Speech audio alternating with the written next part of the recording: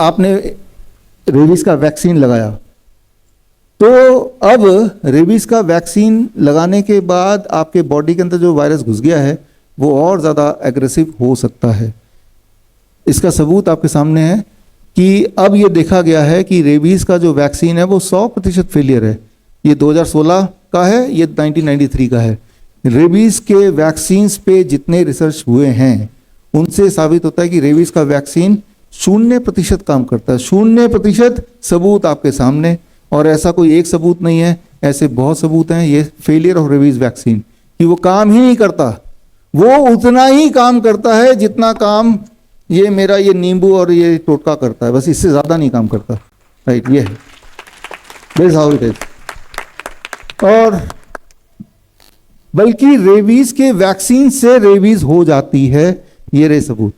Rabies के vaccine से rabies क्यों हो जाती है? क्योंकि रेबीज के वैक्सीन में होता क्या है, हालांकि इसमें एचपीवी लिखा हुआ है, मान लेते हैं ये रेबीज का वैक्सीन है। अब इससे हुआ क्या कि जब इसके अंदर भी रेबीज का ही अंश है, वायरस ही इसके अंदर, उस वायरस को बॉडी में भेजा जाता है। अब ये साइंस को थोड़ा समझना पड़ेगा। ये कुत्ता रेबीज वाला, इसने मुझे काटा तो ये मेरी बॉडी में रेबीज का वायरस घुस गया। इसको मैं जेब में घुसा देता हूँ, है ना। ये इसने मुझे काटा, ये दे दो ना, तो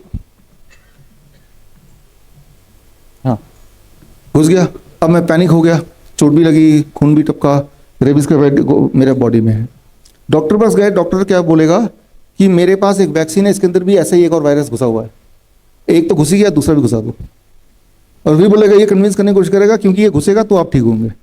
सोच के देखिए, एक वायरस ऑलरेडी मेरे बॉडी में घुसा हुआ है और डॉक्टर ने मुझे इंजेक्शन लगाया, अब ये दूसरे ये भी घुसा हुआ है, तो क्या दोनों के घुसने से अब मेरे मरने के चांसेस कम हो जाएंगे? कैसे हो सकता है? एक ऑलरेडी घुसा हुआ है, एक कुत्ते ने घुसाया, एक उस पागल डॉक्टर ने घुसाया, ऊपर से बोल रहे हैं कि इससे मैं ठीक हो जाऊंगा। ये कैसे हजम हो रहा है आपको?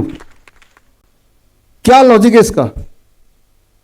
कैसे हजम हो सकता है ये बात कि जो चीज को से ठीक करना चाहते हैं वो एक और घुसा दो तो इंसान ठीक हो जाता है? ये लॉजिक है।